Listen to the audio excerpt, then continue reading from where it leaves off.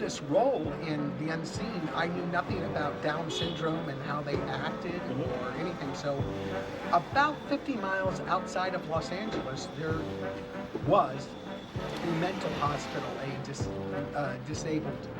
mentally disabled hospital called Camarillo State Hospital.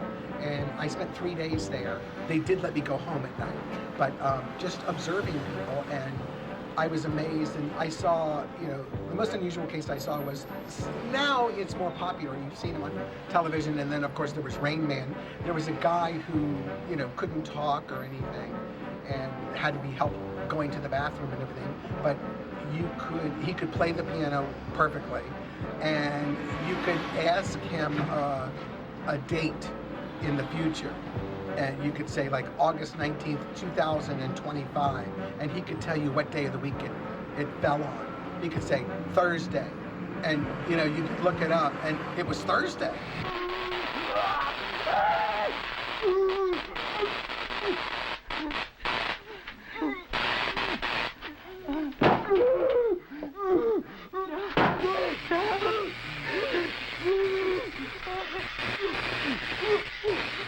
The director, Danny Steinmann, was a very interesting guy. I didn't have a lot of contact with him.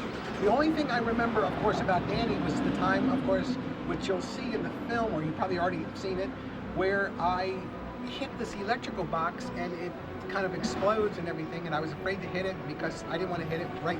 They told me, they said, whatever you do, when you hit it, make sure there's no sparks coming out of it at the time you hit it. And I was very hesitant. And Danny says, you're hesitant, Stephen. You got to just hit the box. And I said, but I'm afraid that I'm going to get shocked. He goes, do you trust me? That's a loaded question. So I said, yeah, I guess so. I don't even know you, but all right. He says, I'll have the button that makes all the sparks and the electricity stuff. So sure enough, I hit the box and he presses the button and blew me actually off my feet. I was in electrical shock. And at that point, I said, I want to change my mind about trusting you now. So that's the last Danny and I ever spoke, actually. I remember when I got the part, I had to go to a guy named Craig Reardon, who was supposedly a special effects makeup guy. I had never done special effects makeup. And the first thing, I go over his house and I go into his garage, which was a converted studio, and I see all these monster heads and blood and guts all over the place. And I'm thinking, oh my gosh, what did I get myself into? And I was pretty frightened. And then he proceeds to put white plaster all over my face and stick 2 straws up my nose. So it was not off to a good start. And but Craig and I became best buddies because we had to, actually, because we spent so much time together. We'd get up at 4:30 in the morning. We stayed at this Fleabag hotel way out in North Los Angeles County, and I just, I'd like fall asleep in the chair because I was so tired. But Craig worked on me, and he was great, and I think he's gone on to do wonderful, wonderful stuff.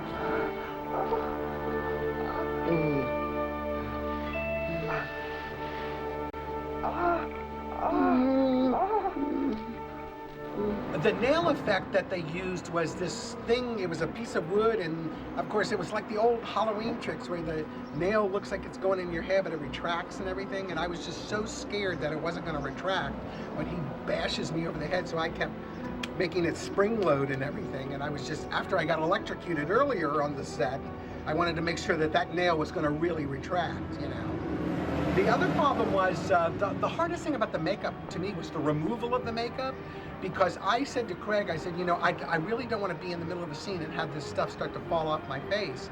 So he says, no, not with the glue I have. I said, what is this, some kind of special glue? He goes, yeah, it's called Iron Claw. And I knew right then and there that I was in trouble, because when the claw let go, it took half my skin with me, and I looked like I had leprosy at the end, and I was so glad. For me, it was only like a 12-day shoot.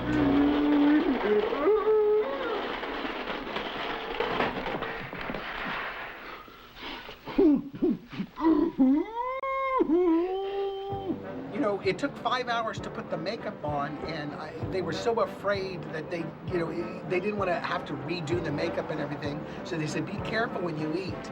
And so I would eat like through straws, and I was drinking liquid for lunch and everything. But one day, the caterer came with barbecued ribs. And you don't put that in front of a 300-pound guy, barbecue ribs. So I couldn't help myself. I started eating all the ribs, and the oil from the ribs started to loosen up all the lip pieces and the mouth pieces, and they started to fall off into my lunch plate. And they rushed me off. And I still had a rib in my hand. They slapped it out of my hand, and repaired it in time for me to start filming right after lunch. But I was a bad boy that day. But they were ribs. What could I do? It wasn't really a diaper, it was just a large pair of jockey shorts.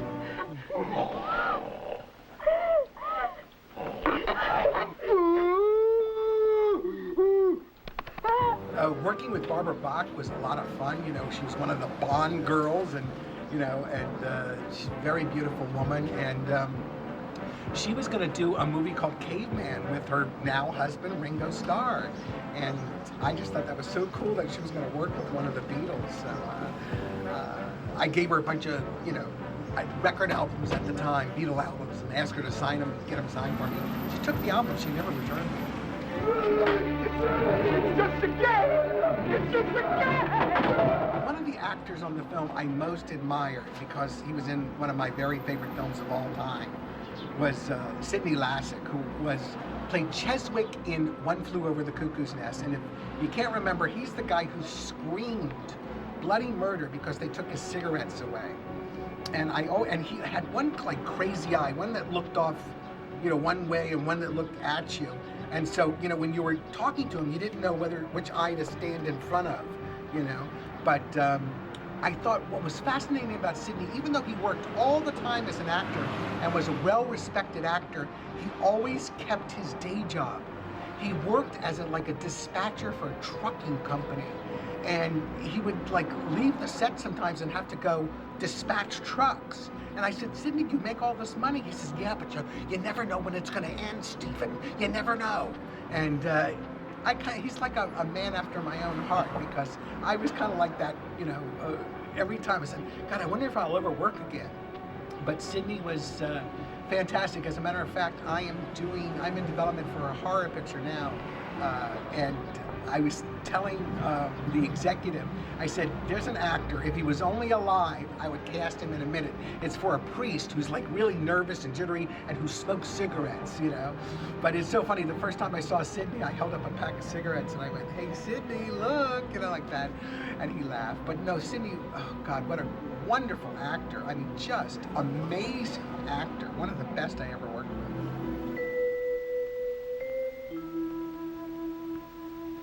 There was a place in Washington, the city, they started a whole fan club, and they sent me a photo album.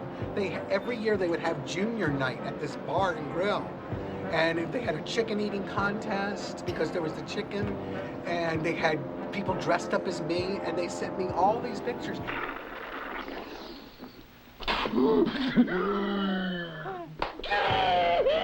There are fans of this film? No. I hope you enjoyed the film, and I had a great time making this film, and I hope, it's been basically unseen. So we're hoping that you enjoy it. Although I've done some sci-fi conventions because I was in a show called Babylon 5, and people have come up to me with the big poster for me to sign, and they said, this is my favorite movie in the world. So I've done a lot of those movies that nobody has seen, but the sci-fi people love them, like Midnight Madness for Disney and The Unseen.